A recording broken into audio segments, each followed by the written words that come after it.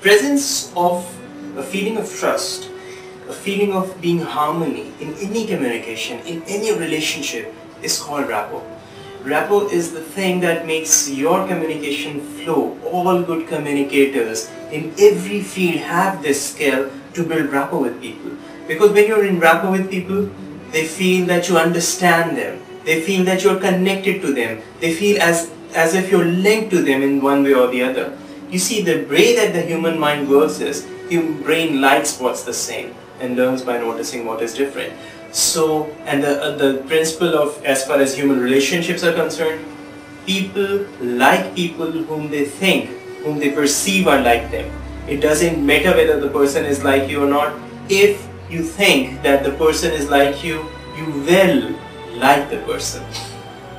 What happens in rapport is, in any hypnotic relationship, when you're working with a person, when you have rapport with them, you will find they will be more willing to follow your suggestions. They'll be more willing to accept your suggestions, and it helps you as a therapist, as a hypnotist, and it helps them when they follow your suggestions.